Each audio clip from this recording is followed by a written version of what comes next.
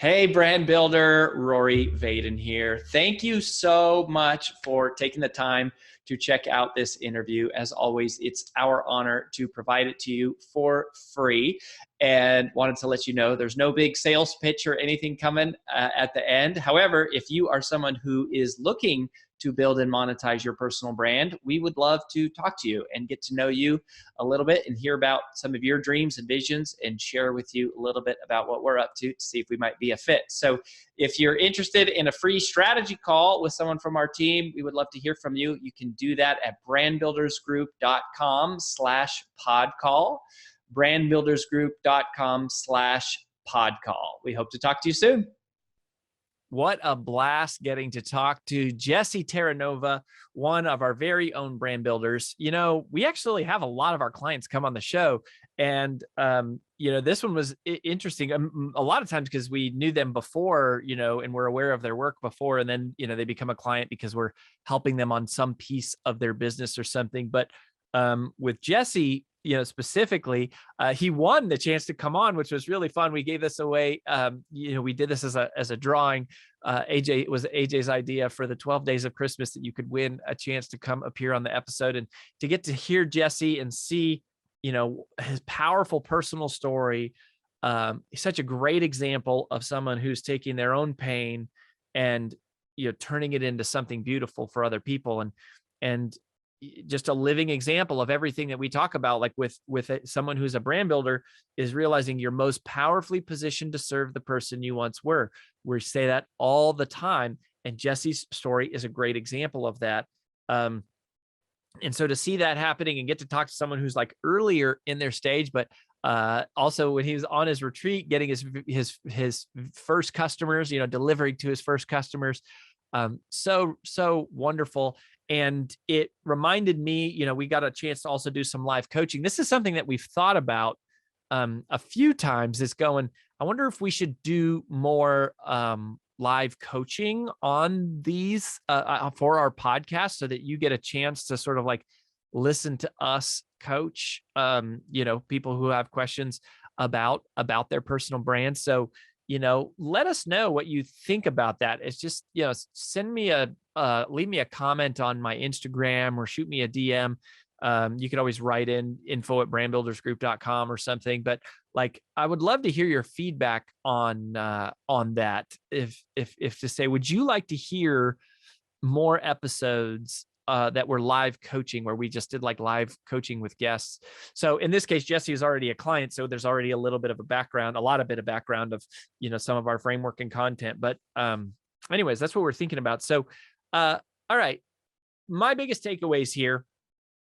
So first of all, with Jesse, and for you, and something we are often referencing and telling people all the time, is once you figure out the who, everything becomes clearer. Like once you know who is the actual other person that's listening on the other side of your microphone, or on the other side of the camera, if you're talking about social media, the other side of the pen, if you're writing a book, things really become clear. And yet a lot of our members, a lot of our clients struggle to narrow down exactly who they want to talk to, right? And they go, I want to help everybody.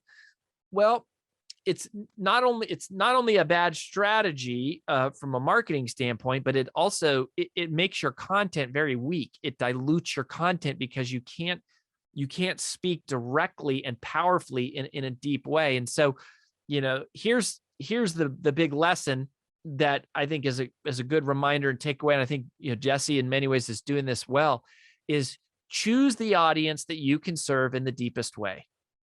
Choose the audience you can serve in the deepest way. That is the fastest place to start. That's the most obvious place to start. It's the best place to start. It ties in with what we're always saying. You're most powerfully positioned to serve the person you once were, right? So if you don't know where should I start, like that is a place to start, because that's where you can get traction and you can get momentum and leverage, unless for some reason you just really, really don't want to do it. Then there's maybe some tertiary or tangential, topic that we would pursue, but you're always going to be able to speak most directly to that person. So think about that. The second big takeaway, which is related to that, is design your business model around the actual needs of your clients. Design your business model around the actual needs of your business clients. Or of your actual clients. So what a lot of people do is they say, they kind of come up with a medium, like a mechanism. They're like, oh, I want to write a book, or I want to release a speech, or I want to have a video course or a membership site. And that's fine. Like, it's not bad or wrong to like pursue that. But even in the context of pursuing that, or especially in the absence of clarity about how you should structure your offer, or how you should structure your program, or like what you should include, make it less about what do other people do, like other people in your space, or just other personal brands in general, and orient it and also I would say less even about what you think it should be, like what you would just do, and orient it more specifically around what do my clients actually need in order to succeed? Like, what is the best way to organize the delivery of the information, the continuity of the experience, the connection, the collaboration, the feedback, the accountability, like between, and really make that the primary focal point. And because if you can orient to that, they're going to succeed faster, and you're going to succeed faster because they're going to get results, and they're going to tell people, and you're going to have great case studies and testimonials. And so too often we just go, like we're scrolling on Facebook and we see an ad that says, yeah, how to make $1 million coaching people, or how to make $1 million doing Facebook groups, or whatever the thing is.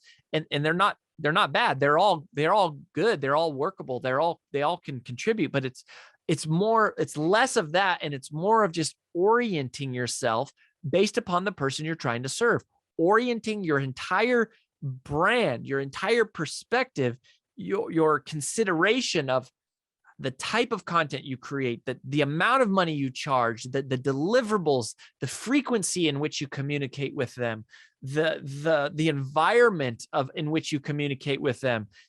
Can some of it be virtual, or all of it be virtual, or can it be in person? Does it need to be live? Can it just be broadcast? How much of it needs to be communal? Like, all of these decisions go into a business model. It's not just like, oh, want to launch a podcast, so that's what we're going to do. It's more about actually assessing what is the best and highest use of your time for your clients. Again, it goes back to what we were saying earlier. Choose the audience that you can serve in the deepest way. That's where you're going to get the most momentum, because you know that person. How do you know that person? Because you were that person. So nobody is going to be better suited to serve that person than you, because you were them. You know exactly what it is. And this is why Brand Builders Group exists, right? We know what it's like to be an aspiring author, right? And go, how do you go from, I don't even know what the difference is between a self-published book and a New York Times bestselling book to being a New York Times bestselling author. I know what it's like to sit in an audience and go, how do you get to be the person on stage in front of 10,000 people? And then getting to do that.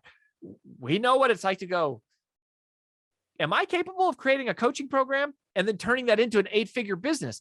Like, so that is just, these are the things that we know about, or building a personal brand in general, that's, a social media following, the podcast, and all these things that we've done.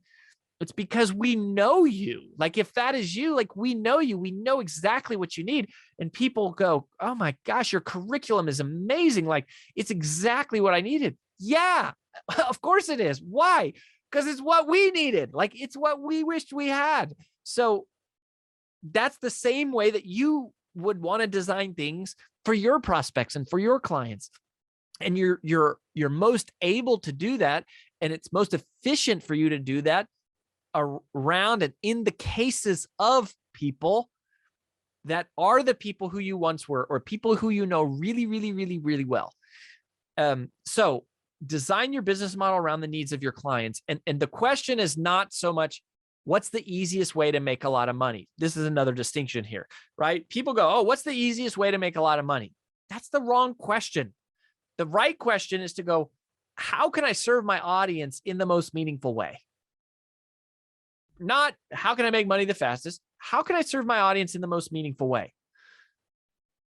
It's not wrong to also consider what would be profitable. And it's definitely not wrong to structure, how do I need to structure this in order for it to be profitable? Because if you're not profitable, then there's not going to be any sustainability to your business, which means you're not going to be able to serve anyone. So it's not that we're against money or profit by any means. It's just going, the lead decision shapes the trajectory of the whole future. If your business is just going like, how can I make a lot of money? That sets you on a course of a whole series of decisions that we believe are going to lead you off track. Because you're going to burn out, or people are going to sense it, or you're going to get tired or bored. That's totally different than going, who do I want to dedicate my life to serving? What are they really struggling with? And what do they need? And how could I put that together for them?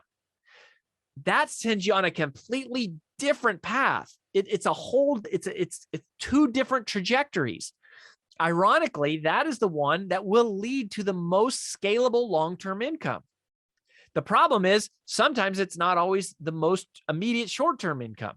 And so you sometimes have to balance some of that and do some things in the short term to make it all work. But if you just chase the money, it's going to break down. You're going to break down. You're going to burn out. You're going to go like, you're going to look up in 3 years, maybe sooner, maybe a little bit longer, and just go like, I don't even enjoy what I'm doing anymore, because it's not aligned. It's not aligned, right? This is about finding an aligned business model. And it's not the same as what the person next to you would do, or the other person in the industry, or what the legends have done. It is all about your uniqueness. When we say exploit your uniqueness in the service of others, a huge part of that is identifying and selecting and then deploying the proper business model strategy that is life-giving to you, life-giving to your clients, and profitable enough that it is sustainable for you to continue doing that work and to continue providing careers for other people and advancement for them and to support them and their families. But it's not just going, how do I get my hands into people's pockets? How do I get money out of them? What's the fastest way to just like take their cash? And I think, Jesse's a great example of somebody that's doing that, right? He's going, what's the problem he solves? Loneliness. He had such clarity about that. It was so powerful when he said loneliness is a greater killer than stress or obesity. That really rings powerful right now. I don't know if it's statistically true or not. How would you measure it? But in a COVID world where people are isolated and mental health is just like at an all-time, like really devastating level, you go, yeah, loneliness is a big deal. So how did Jesse construct his business model? It's about bringing people together. That makes sense, right? It makes sense that he would do that and not go, let's launch a video course about how to overcome loneliness that you're going to sit and watch, in your room late at night when you're all by yourself. Like, what do they need? And if you've been that person, you're going to know what they need. And you're going to know, because it's going to be what you wish you would have had.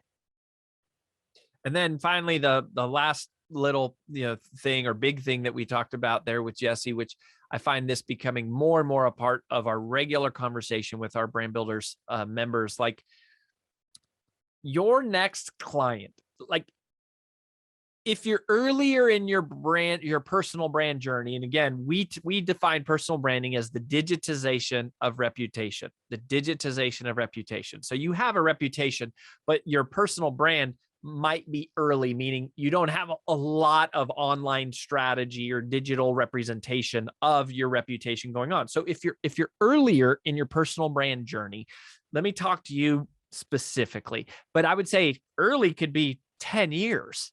Like it could certainly be 3 to 5 years. But if you are in that mode, there's something that you want to realize, because this is different from the facade that you see in the world and from what most of the people who are online who have established personal brands will teach you. And that is this: your next client is not going to come from strangers on the internet. Your next client is much more likely to come out of the cell phone of your current customer. Your next client is not likely to be a stranger from the internet. Your next clients live in the cell phones of your current clients. Let me break that down. What am I talking about there? I'm saying that we're all so consumed with finding strangers on the internet to like us, follow us, share us, and buy from us. But that's like walking down the street, like being in New York City and just like walking in Times Square and just yelling out like with a megaphone and thinking that people are going to gravitate to you and buy. It's not that it can't happen.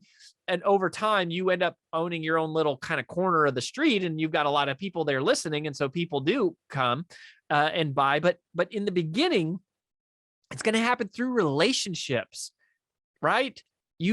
Revenue happens through relationships, revenue, customers, transactions are about trust. And trust often takes time, or trust is transferred from other relationships. So your fastest path to cash, like if we want to talk about that and go, what is the fastest way to make money? It's likely not posting on social media and starting a blog and a podcast and building funnels and doing all of those things. That's probably not the fastest path to short-term cash. Now, long-term, those are very scalable things. Those are things that push personal brands to a whole nother stratosphere. Those things can completely change your life. They can change everything, but they take a long time to develop. They take a long time to build. They take a long time to develop. They take a long time to develop trust and for money to actually start to show up. So start on those as soon as you can. I mean, if you're a brand builder, you're going through our process. We'll teach you exactly the order and the sequence of when this should happen. But like, it's a little bit different for everybody. So you want to start building those things. Those are good things, but they're not the things that are going to make you millions of dollars overnight. I mean, it's the law of AJ, right? AJ Vaden. You don't need millions of followers to make millions of dollars. You don't. You only need a couple. I mean, for most of us, we only need like 1,000 customers. And that would be a huge amount of money, right? You might not even be able to handle 1,000 customers. You might not even be able to handle 50 customers. Like, depends on what your business model is. But like, those people are likely to come faster through referrals and recommendations and introductions and relationships of people you know. And so don't step over all of your past clients. I mean, here's a question. When's the last time you talked to all your past clients? Like, how often do you talk to your past clients? How often do you touch base with them? How often do you ask them what's going on? You say hi. And if today is your first day in the company and you go, I don't have any past clients, great. How long has it been since you've talked to all of your past friends and your past family members and your relationships, the people who trust you? Because that's where you're going to start. Like, you don't try to sell to the people who know you. You ask the people who know you for referrals and introductions. And that's how you start. And you build the snowball, you build out from there. So I just want to make sure that if you're anywhere early in your journey, and honestly, even later, I mean, most of our clients right now come from either our current clients or they come from longtime friends and longtime colleagues, right? They do. Do we get clients who have never heard of us and stumble across this podcast? Of course we do, but it's way less than you would think. And it usually takes a really long time, right? Like, they have to listen to, I don't know. I mean, I don't know what the number is. It's different for everybody, but often they got to listen to 10, 20, maybe 50 episodes before they really develop that trust, right? Or they have to like go to YouTube and watch all our YouTube videos, or go to roryvadenblog.com and they watch, these in-depth trainings. And at some point they cross this threshold that go, okay, I trust you now. It takes a long time though, because they've never met us in real life and they don't really know anybody who has met us. If you found us as a stranger on the internet, right? It doesn't mean you're less valuable to us by any means. We love everybody, but it typically means it takes you longer to buy from us because you're still getting to know us, versus if we go on a podcast like, whoever, Lewis Howe, Sean Cannell, Shalene Johnson, Donald Miller, any of these, a lot of our top affiliates are friends and relationships, right? Because we go on there, and when those people say, here's the experience that I had with Brand Builders Group, you've spent time trusting them, and then that trust transfers to us. Or if your friend, your sister, your brother-in-law, your best friend said, hey, you got to check out Brand Builders Group. And they said, go to freebrandcall.com/podcast, request a free call. If your friend was like, dude, you have to do this right now. These people are incredible. Go to freebrandcall.com/podcast, which is our real URL, right? Go there and do a call with these people because you want to build your platform. You're trying to become more well-known. You want to make more impact in the world. You're trying to figure out what the system is to manage all of your content and social media and technology and books and speaking and using all of those things to drive your business. And these guys are the masters, right? Like if someone told you that you would do it in a heartbeat. And, and so that's what happens. And that's part of why you go do interviews on other places. But even now, those clients come from existing relationships that we have. And a lot of those relationships are developed offline. Even if it's a podcast that we're on, most of that relationship happens in real life, not through comments and DMs and shares. It happens through real life conversations, real life work we're doing with people, or we're doing work with someone they know or someone they respect is one of our clients. Your next client is not likely to come from strangers on the internet. It is way more likely to come from the cell phones of your current customers. They're the people who already trust you. So are you talking to them? Are you asking? And are you letting them know what you do and that you're available and that you'd love to be introduced to some of their friends or friends of their friends? Anyways, couple big ideas, applicable, good reminders for myself, hopefully for you, hopefully most for Jesse, right? And a great chance to talk through. And thank you, Jesse, for coming on and letting us dig in a little bit to your business model and seeing where you're at on your journey. We look forward to following you and continuing to pour into you and to see where you end up here over the next few years. It is our honor to work with you as all of our Brand Builders members, and our honor to have you listening to our show every single week. If you do want to request a call, go to freebrandcall.com/podcast. Talk to one of our strategists. Let us earn your trust. I promise we're really, really good at what we do. And what that is helping you find your uniqueness so that you can exploit it in the service of others, as Larry Winget says. So keep coming back. In the meantime, we'll be here week in and week out on the Influential Personal Brand Podcast.